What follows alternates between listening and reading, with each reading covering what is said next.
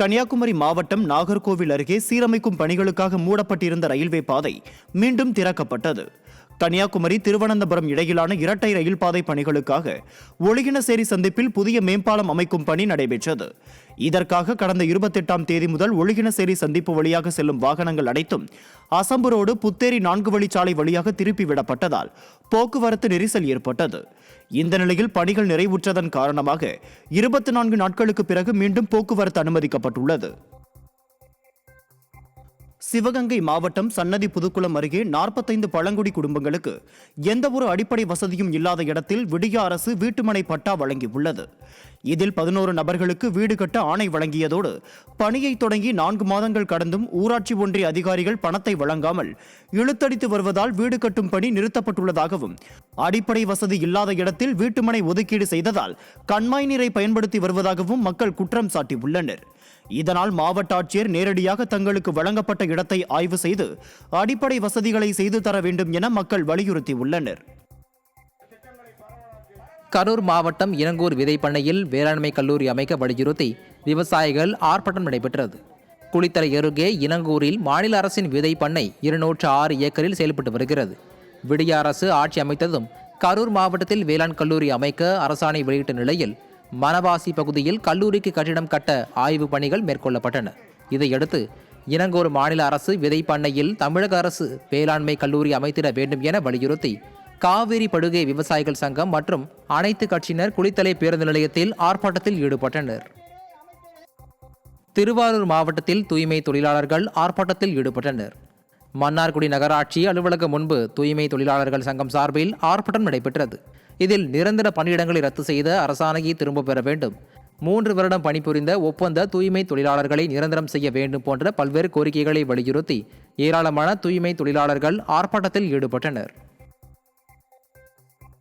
விவசாயிகளின் கோரிக்கைகளை உடனே நிறைவேற்ற வலியுறுத்தியும் டெல்லியில் நடக்கும் விவசாயிகளின் போராட்டத்தில் புகை குண்டுகளை வீசிய மத்திய அரசை கண்டித்தும் ரயில் மறியல் போராட்டம் நடைபெற்றது. கட்சி சார்பற்ற தமிழக விவசாயிகள் சங்கம் சார்பில் வேளாண் விளை பொருட்களுக்கு ஆதார விலை, விவசாய கடன் தள்ளுபடி உள்ளிட்ட பல்வேறு கோரிக்கைகளை வலியுறுத்தி திருப்பூர் ரயில் நிலையத்தில் போராட்டம் நடைபெற்றது. இதில் ஏராளமானோர் பங்கேற்றனர். விவசாயிகளுடைய உற்பத்தி பொருளுக்கு 2 மடங்கு விலை கொடுப்பேன் என்று சொன்னார்கள். அதை நிறைவேற்றி விவசாயிகளை காப்பாற்ற வேண்டும். அப்படி காப்பாற்றினால்தான் இந்த பாரத நாடு உயர்ந்த நாடாக ஆகும். வேளாண்மை கைவிட்ட நாடுகள் எல்லாம் ஸ்ரீலங்காவாக இருக்கட்டும், பாகிஸ்தானாக இருக்கட்டும், இன்றைக்கு சீரழிவை தந்திருக்கிறது. 140 கோடி மக்கள் இன்றைக்கு உண்டது தின்னது போக ஏற்றுமதி செய்கிறோம் என்றால் அதற்கு உழவர்களாகிய நாங்கள் தான் எங்களை காப்பாற்றப்பட வேண்டும். விழுப்புரம் மாவட்ட ஆட்சியர் அலுவலகத்தில் மாற்றுத்திறனாளிகள் குடியேறும் போராட்டத்தில் ஈடுபட்டனர். மாற்றுத்திறனாளிகளுக்கு இலவச வீட்டுமனை பட்டா வழங்க அரசாணை வெளியிட்டும் அதனை செயல்படுத்தாமல் ஏமாற்றி வரும் மாவட்ட நிர்வாகத்தை கண்டித்து மாற்றுத்திறனாளிகள் குடியேறும் போராட்டத்தில் ஈடுபட்டனர். வீட்டு மனைக்காக மாற்றுத்திறனாளிகளுக்கு வீட்டு மனைக்காக நாங்கள் தொடர்ந்து 16 மாத காலமாக மனு கொடுத்துன்னு வரோம். இதுவரை அந்த மனுவுக்கு எந்த விதமான பதிலும் வரல. மனு 377 பேர் கொடுத்தோம். இது வரைக்கும் அந்த அரசாணை 541 11/11/2022 கொடுத்தோம். அதில் வறுமை கோட்டு கீழ்பட்டியலில் இருக்கிறவங்களுக்கும் மனுதாரர் பேரில் நிலமோ அல்லது வறுமை கோட்டு கீழ்பட்டியலில் இருக்குன்னு சொல்லியிருக்காங்க. ஆனால் அதை நிறைவேற்றி எங்களுக்கு யாருக்குமே எந்த விதமான பதிலும் கொடுக்கல. நாங்கள் கொடுத்துட்றோம், இந்த மாதத்துக்குள்ளே ஏப்ரல் மாதத்துக்குள்ளே கொடுத்துருக்கோம் அப்படின்னு சொல்லியிருக்காங்க. அப்படி இது கிடைக்கவில்லை என்றால் நாங்கள் இன்னும் 1 மாதத்துலையோ 2 மாதத்துலையோ நாங்கள் இந்த மாவட்ட ஆட்சியர் அலுவலகத்தில் மறுபடியும் அனைவரும் குடியேறும் போராட்டத்தை நாங்கள் தொடர்ந்து நடத்துவோம் என்று சொல்லிக்கொள்கிறோம். கடலூர் மாவட்டம் வடலூரில் வள்ளலார் பன்னாட்டு மையம் அமைக்க எதிர்ப்பு தெரிவித்து சன்மார்க்க அன்பர்கள் போராட்டத்தில் ஈடுபட்டனர்.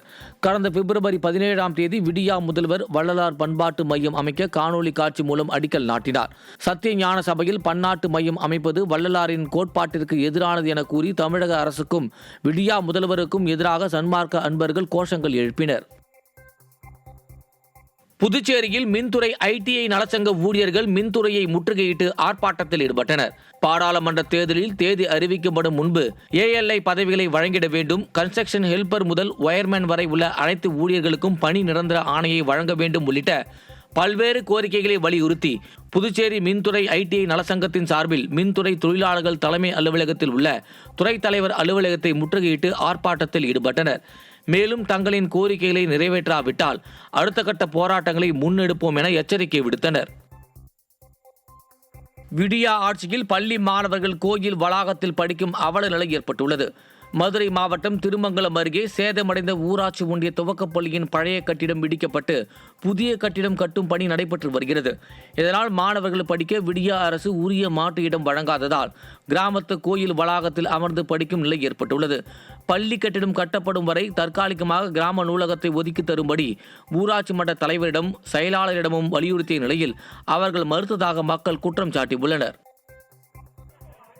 கள்ளக்குறிச்சி மாவட்டம் உளுந்தூர்பேட்டையில் புதிதாக அமைக்கப்பட்டுள்ள வேக தடையால் அடிக்கடி விபத்துகள் ஏற்படுவதாக குற்றம் சாட்டி அப்பகுதி மக்கள் சாலை மறியலில் ஈடுபட்டனர்.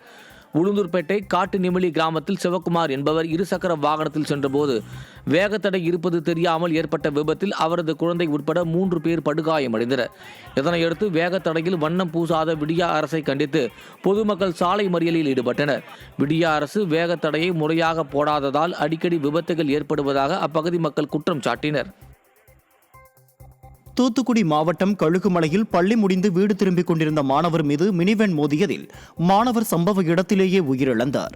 கோவில்பட்டி அருகே கழுகுமலையில் செயல்பட்டு வரும் தனியார் பள்ளியில் ஜெயந்தன் என்ற மாணவர் 8ஆம் வகுப்பு படித்து வந்தார்.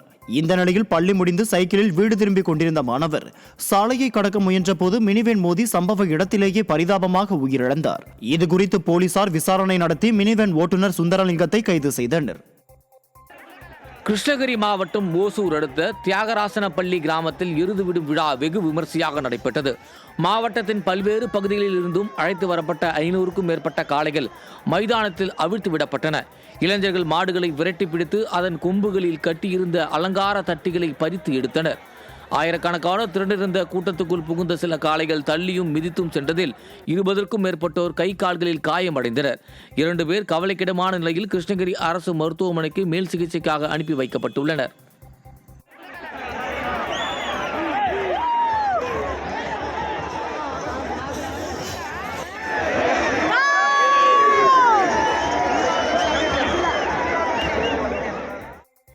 தருமபுரி மாவட்டம் நல்லம்பள்ளி வாரச்சந்தையில் 1500க்கும் மேற்பட்ட ஆடுகள் விற்பனைக்காக கொண்டு வரப்பட்டது. இதில் சிறிய அளவிலான ஆடுகள் 8000 ரூபாய்க்கும் பெரிய அளவிலான ஆடுகள் 25,000 ரூபாய் வரை விற்பனையானது. அது மட்டுமல்லாமல் ஒரே நாளில் 50 லட்சத்திற்கு வர்த்தகம் நடைபெற்றதாக வியாபாரிகள் தெரிவித்தனர். கடலூர் மாவட்டத்தில் மக்களின் எதிர்ப்பை மீறியும் NLC அதிகாரிகள் பல இடங்களில் அளவீடு செய்துள்ளனர். கரிவட்டி கிராமம் அருகே NLC 2வது சுரங்க விரிவாக்க பணிகள் நடைபெற்று வருகிறது. இந்த பகுதியில் பலருக்கு இன்னும் முழுமையான இழப்பீடு கிடைக்காத நிலையில் மாவட்ட நிர்வாக அதிகாரிகள் மற்றும் வருவாய்த்துறை NLC அதிகாரிகள் இந்த பகுதிகளில் பல இடங்களில் அளவீடு செய்யும் பணியை மேற்கொண்டனர். அப்பொழுது இழப்பீடு கிடைக்காத மக்கள் அவர்களை தடுத்து நிறுத்தியதை மீறியும் பணிகளை மேற்கொண்டனர். அதிகாரிகள் வேண்டுமென்றே மன உளைச்சல் ஏற்படுத்துவதாக மக்கள் வேதனை தெரிவித்துள்ளனர். டெல்லியில் பேச்சுவார்த்தையில் இருக்கும் போதும் இவங்க அடிக்கடி எங்களை தொல்லை கொடுக்குறாங்க.